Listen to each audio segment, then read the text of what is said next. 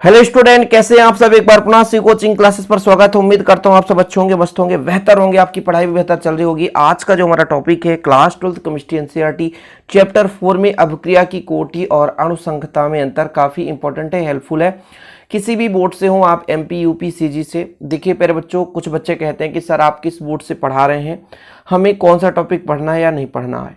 तो मेरा जो टारगेट है, जो भी बोर्ड से हो आप लोग, सभी बोर्ड के लिए मैं कहना चाहूँगा कि मेरा जो टॉपिक है वो सभी टॉपिक पर रहेगा। मेरे जो वीडियोज आ रहे हैं सभी टॉपिक पर रहेंगे, कोई भी टॉपिक मैं मिस नहीं करूँगा। कुछ बोर्ड में 30% सिलेबस कट आउट है, वो अपने अकॉर्डिंग ना पढ़ें, कोई दिक्कत नहीं है। चलिए शुरू करते हैं। अभिक्रिया की कोटि और अणुसंख्यता में डिफरेंस यानी अंतर। तो आप लोग पढ़े थे इसके पहले अभिक्रिया की कोटि और अणुसंख्यता का मैंने एक वीडियोज बनाया था, जिसमें बताया था आपको जैसे कोई रासायनिक अभिक्रिया संपन्न हो रही है, थोड़ा समझने की कोशिश करें। कोई रासायनिक अभिक्रिया संपन्न हो रही है और उसमें मान के चलता हूं 50 मोल जो है अणु है रासायनिक अभिक्रिया में भाग ले रहे हैं। कितने मोल? 50 मोल।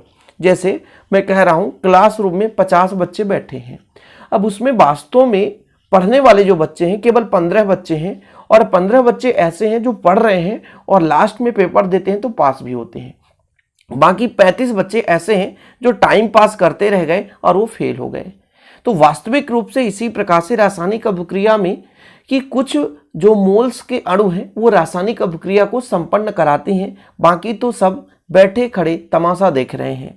मतलब रासायनिक अभिक्रिया में भाग लेने वाले जितने भी अणु या परमाणु हैं वो तो अणुसंख्यता कहलाएंगे, लेकिन जो वास्तविक रूप से रासायनिक अभिक्रिया के दर का निर्धारण करते हैं उन्हें अभिक्रिया की कोटि कहते हैं। समझ में आया? एग्जाम्पल जैसे मैंने कहा, स्कूल के एक क्लासरूम में 50 बच्चे हैं, 50 बच्चे बैठ गए, मतलब इसमें कुल कितने बच्चे, तो अणुओं की संख्या कितनी हो गई अभिक्रिया की कोटि में? 50 हो गई। अब उसमें कुछ बच्चे ऐसे हैं जो वास्तव में पढ़ रहे हैं, जैसे मैंने कहा 15 बच्चे ऐसे हैं जो वास्तव में पढ़ रहे हैं, स्कूल का नाम रोशन कर रहे हैं, अपने माँ बाप का नाम रोशन कर रहे हैं, अपना नाम रोशन कर रहे हैं और अच्छे मार्क्स के साथ आ रहे हैं। बाकी तो 35 बच्चे तो सारे फेल हो गए, क्योंकि वो पूरे साल इंटरटेनमेंट टाइम पास करने में लगे थे। ऐसे ही अणुसंख्यता की मैं बात करूं, अभिक्रिया की कोटि की बात करूं, तो किसी भी रासायनिक अभिक्रिया में जितने अणु परमाणु भाग ले रहे होते हैं वो आपके अणुसंख्यता कहलाते हैं। और जो रासायनिक अभिक्रिया में तो भाग लेते हैं, लेकिन उनमें से जो भी अणु परमाणु रासायनिक अभिक्रिया के दर का निर्धारण करते हैं, वास्तविक रूप से उन्हीं के कारण रासायनिक अभिक्रिया संपन्न होती है, उसे अभिक्रिया की कोटि कहते हैं। समझ में आया? तो पहला नंबर देखो, अभिकारक के अणुओं की वह संख्या जिनकी सांद्रता परिवर्तन से अभिक्रिया की दर निर्धारित होती है, अभिक्रिया की कोटि कहलाती है। अभिक्रिया की दर निर्धारित होगी, वही अभिक्रिया की कोटि कहलाएगी। और जितने भी अणु भाग ले रहे हैं, अभिकारक के अणुओं की संख्या जितने भी भाग ले रहे हैं अभिकारक, उनके अणुओं की संख्या अणुसंख्यता कहलाती है। बोलो सही है? याद हो गया कि किसी भी रासायनिक अभिक्रिया में जितने भी अणु भाग ले रहे हैं सारे के सारे वो अणुसंख्यता कहलाएंगे, अणुओं की संख्या। लेकिन कोटि जो अभिक्रिया के दर का निर्धारण करते हैं। दूसरा नंबर है जो अभिक्रिया की कोटि है, इसका जो मान है पूर्णांक भी हो सकता है, शून्य भी हो सकता है और भिन्नात्मक। भिन्न मतलब जैसे 1 से 1/2 यानी 3/2 ऐसे हो सकता है। लेकिन जो अणुसंख्यता है, अणुओं की संख्या हमेशा फिक्स होगी। फिक्स मतलब पूर्णांक होगी, भिन्नात्मक नहीं हो सकती, शून्य भी नहीं हो सकती।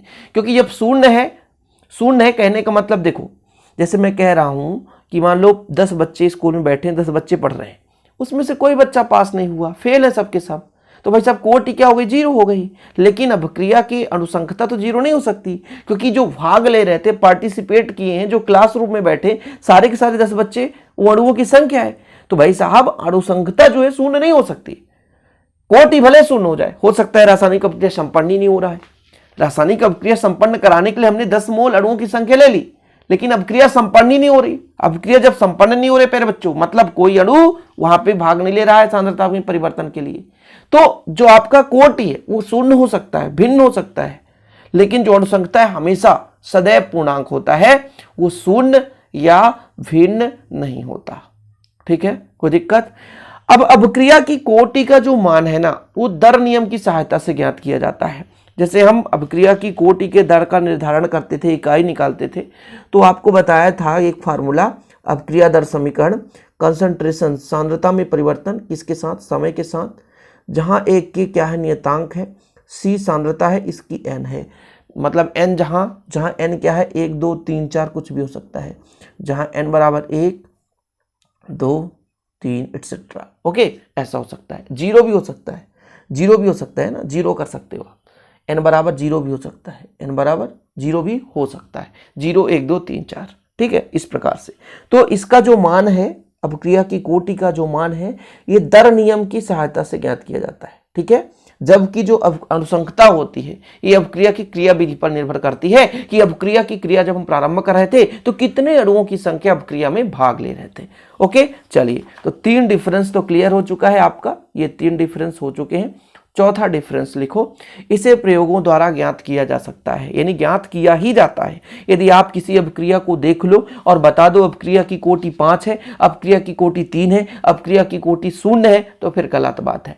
आप प्यारे बच्चों बिना लैब की सहायता से, बिना प्रायोगिक अध्ययन के किसी भी रासायनिक अपक्रिया की कोटि का निर्धारण नहीं कर सकते। यानी किसी भी रासायनिक अपक्रिया की कोटि का निर्धारण करना है तो प्रयोग के आधार पर ही हम कर सकते हैं, जबकि अनुसंख्यता केवल एक सैद्धांतिक पद है, सिद्धांत बता दिया गया बस कि जितने अणु भाग ले रहे हैं तो हम भाई वैसे भी रासायनिक अपक्रिया में जितने पदार्थ या मोल अणुओं की संख्या हम पार्टिसिपेट करा रहे हैं वहां पे क्या हो जाएगी, अनुसंख्यता हो जाएगी, सिंपल है। चलिए, जो अपक्रिया की कोटि होती है इसका निर्धारण यदि करते हैं तो पहले संपूर्ण अपक्रिया को अध्ययन करते हैं, मतलब पूर्ण रूप से क्रिया विधि का अध्ययन किया जाता है।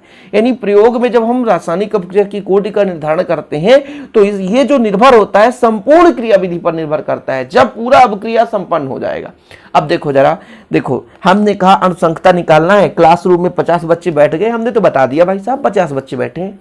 अब इसकी कोटि निकालनी है, कोटि तभी निकलेगा जब रिजल्ट आएगा भाई साहब कितने बच्चे पास हो रहे हैं, तो मतलब कितने बच्चे, तो फिर पूरे साल का क्रिया विधि देखना पड़ेगा, अभी शुरू से हम नहीं बता सकते ना, दिमाग लगाओ आप लोग। मैं क्या कहना चाहता हूं, स्कूल में बच्चा बैठा है, 50 बच्चा बैठा है, 50 बच्चा बैठ गया तो कोई टीचर बता सकता है कि 50 बच्चे कुल हैं तो अनुसंख्यता 50 है, लेकिन इसमें से कोटि मतलब कितने स्टैंडर्ड हैं, कितने अच्छे पढ़ रहे हैं, ये तो साल भर बाद ही पता चलेगा ना जब रिजल्ट आएगा।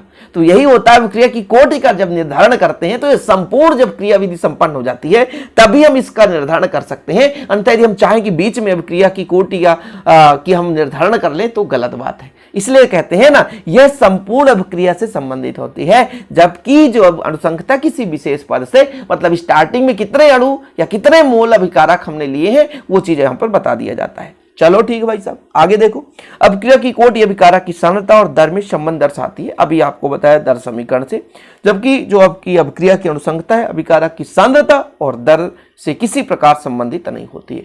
तो मोस्ट इंपोर्टेंट क्वेश्चन है अभिक्रिया की दर और अभिक्रिया की कोटि और अनुसंख्यता में अंतर तैयार कर लो। वीडियो ऐसे पाने के लिए चैनल को सब्सक्राइब कर बेल आइकन में प्रेस कर लीजिए, ताकि मेरे बच्चों आपको जो भी डाउट हो आपको मिलता रहे सोल्यूशन, और आप हमें मतलब एक प्रकार से टेलीग्राम में भी फॉलो कर सकते हैं। इंस्टाग्राम में भी बहुत सारे बच्चे कहते हैं सर आपका इंस्टा कौन सा है, आप चलाते हैं कि नहीं चलाते, तो शिव कोचिंग क्लासेस इंस्टा में भी आप देख सकते हैं, वहाँ पे भी आपको मिल जाएगा आईडी।